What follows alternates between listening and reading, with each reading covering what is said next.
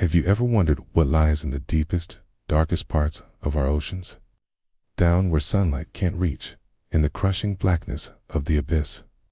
Well, in 1997, scientists heard something from that abyss. It sounded so powerful, so strange, and so loud, it defied all explanation.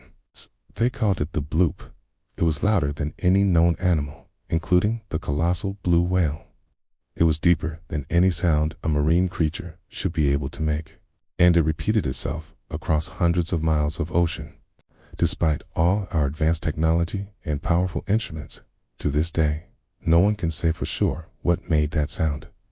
This is the story of the deepest, strangest sounds ever recorded in the ocean, and the chilling possibility that we are not alone in the depths. It all started with a network of underwater microphones called hydrophones, originally placed by the U.S. Navy to detect enemy submarines. After the Cold War, the National Oceanic and Atmospheric Administration, or NOAA, repurposed the system to study the sounds of the deep ocean. And on a summer day in 1997, those hydrophones picked up something extraordinary.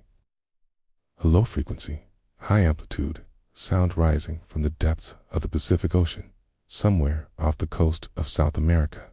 The sound signature was bizarre. It started as a narrow band of frequency that rose rapidly over about a minute before fading away. This pattern repeated several times. When scientists triangulated its origin, they were stunned. The sound was so powerful that it was detected by sensors over 3,000 miles, or 5,000 kilometers, apart. To generate a sound wave that could travel that far, the source had to be immense. Far more powerful than any known animal on Earth, the loudest sound ever recorded from an animal is the call of a blue whale, which can reach up to 188 decibels. The bloop was significantly louder. Initial theories pointed towards natural, non-living sources. Maybe it was a massive icequake, the sound of a giant iceberg cracking and breaking away from a glacier in Antarctica. That would certainly be loud enough.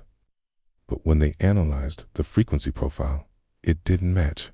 The bloop's sound signature was unique. It had the characteristics of a living creature, just one of impossible size and power. And it wasn't the only one. Over the years, the hydrophones picked up other strange name sounds. There was Julia, a mournful, wailing sound recorded in 1999.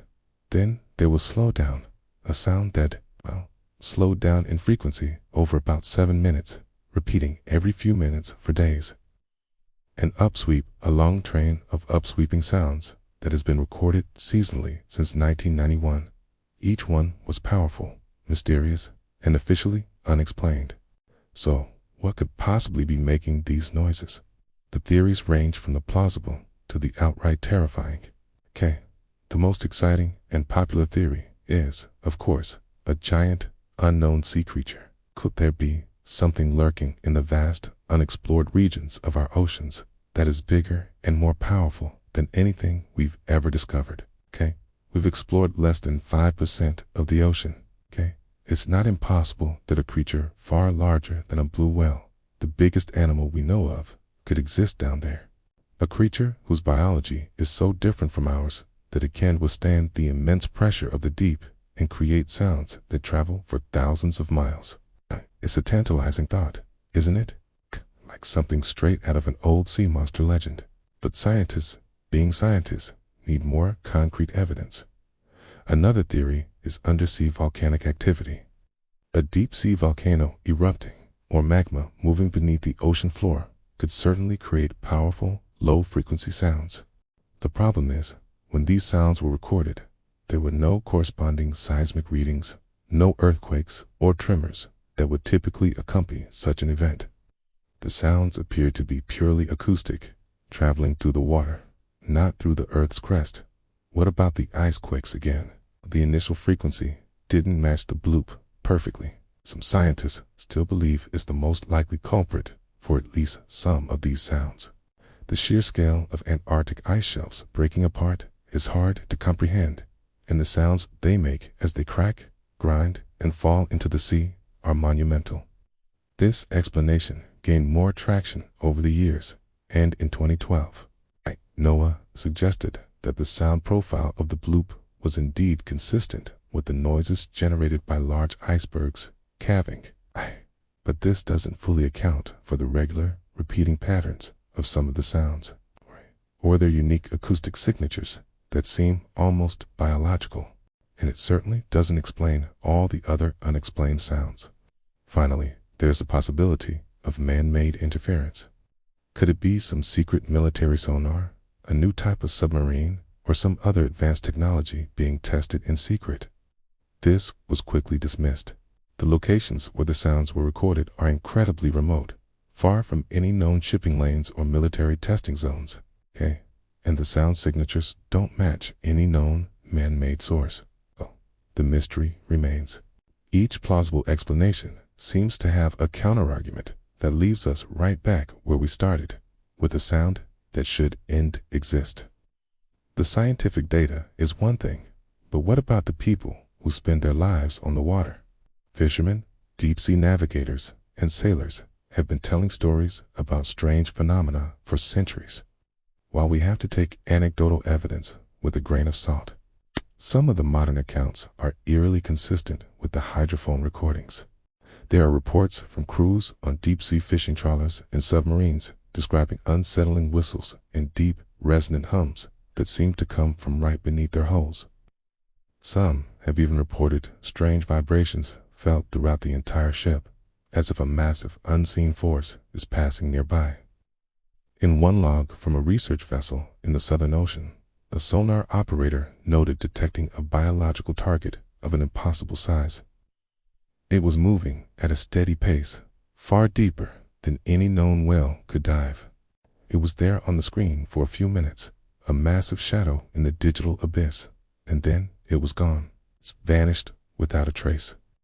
The operator noted that for the entire duration, the target was on screen. A low-frequency vibration could be felt through the deck plates of the ship. Another story comes from a group of commercial fishermen who were working off the coast of Chile, not far from where the bloop was first detected. They described a night where their equipment started acting strangely. The metal rigging on their boat began to vibrate audibly, and they heard a deep, humming sound that they couldn't place. It wasn't the engine, and it wasn't the weather. It was, in their words, it's like the ocean itself was groaning. They felt a sense of unease so strong that they pulled in their nets and headed back to port early. What's chilling about these accounts is that they describe physical sensations, vibrations, rattling objects, while the scientific instruments only detected sound waves propagating through water. There was no physical object ever found, no creature ever photographed. It's as if whatever is making these sounds is a ghost in the machine, a phantom of the deep that can be heard and felt, but never seen. These personal stories, passed down from one sailor to another, add a human element to the cold, hard data. They paint a picture of an ocean that is not just empty and silent, but alive with mysteries that brush up against our world in fleeting, unforgettable moments. So, where does that leave us? Decades after the bloop was first heard, we are, in some ways, no closer to a definitive answer. The scientific community has largely settled on the icequake theory as the most probable explanation for that specific sound. It's a rational, logical conclusion based on the available data. It tidies up one of the ocean's great modern mysteries into a neat, understandable package, but it feels incomplete.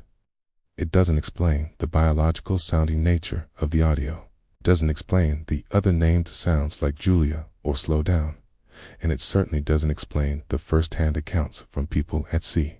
Even today, NOAA's hydrophones continue to pick up sporadic, unexplained sounds from the deep. These are logged, analyzed, and often labeled as unclassified acoustic events. That's the official term, for we have no idea what this is. It's a humble admission that despite all our knowledge, the ocean still holds secrets. The deep sea is the last true frontier on our own planet. It's a realm of immense pressure, absolute darkness, and extreme cold.